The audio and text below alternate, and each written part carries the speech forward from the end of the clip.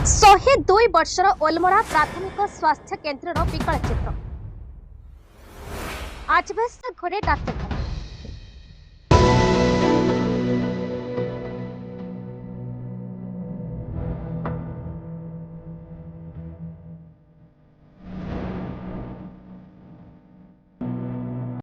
बालेश्वर जिले में देखा मिली स्वास्थ्य सेवार विकल चित्र।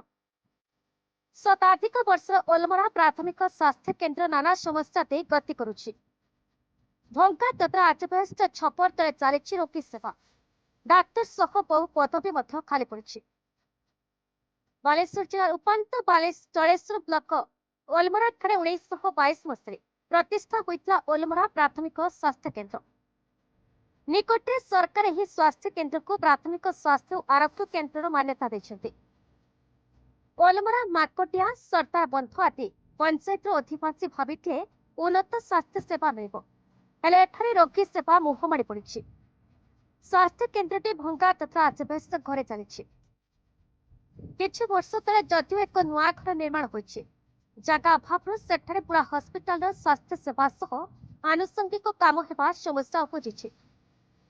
स्वास्थ्य केन्द्र को प्रतिदिन शताधिक रोगी आसुथिबा बेले सेवा जोगाइबा पई जणे मात्र एमबीबीएस डाक्तर अछंती। रोगी सेवा व्यतीत एही डाक्तर जनक मेडिकल ऑफिसर भावे मध्य अतिरिक्त दायित्व तुलाउथिबारु अनेक समय प्रशासनिक कामरे से व्यस्त रहिथांती। अवश्य जड़े आयुष डाक्तर थिले मध्य गुरुत्व रोगी तांको निकट को जाउ नाहंती।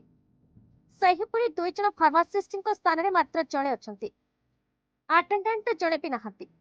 हॉस्पिटल को आसुथिबा गुरुत्व रोगीଙ୍କ संख्या दृष्टि एठारे सज्जा बा बेड रो व्यवस्था करबाको मध्य दाबी होई आसुछि। स्टाफ नर्स पदवी मध्य दीर्घ दिन धरि खाली पड़िथा। गत डिसेंबर मास रे एही पदवी रे जणको नियुक्ति दिया जायथिले भी से तालीम पई लंबा छुट्टी रे पळाइछंती। एलटी मध्य जणे रहिथिबा बेले से एठारे सप्ताह को मात्र 3 दिन ड्यूटी करुथिबा बेले आउ 3 दिन अन्यत्र जाउछंती। कर्मचारी को पई आवश्यक स्टाफ क्वार्टर नाही। जो दुटी स्टाफ क्वार्टर अच्छे सेगुड़िक विपरीत संकुल।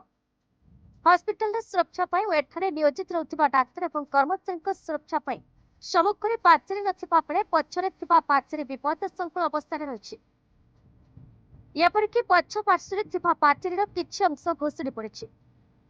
अन्य पक्षे स्वास्थ्य केन्द्र पर्यवस्तु परिचालन गृह निर्माण होइथिले मध्य सेठाको जीवा पाई रास्ता नाही और विद्युत और पानी संजोग दिया जाय नाही। 102 वर्षर ओलमरा स्वास्थ्य और आरोग्य केन्द्र एमिति अवस्था समस्त को मर्माहत करिथिबा बेले आवश्यक डाक्तर स्वास्थ्य कर्मी पदवी सह भित्तिभूमि काम केबे हेबो ताहा देखिबा बाकी रहला। जलेश्वरରୁ मनोज कुमार भूयाଙ୍କ रिपोर्ट बीई न्यूज ओडिशा।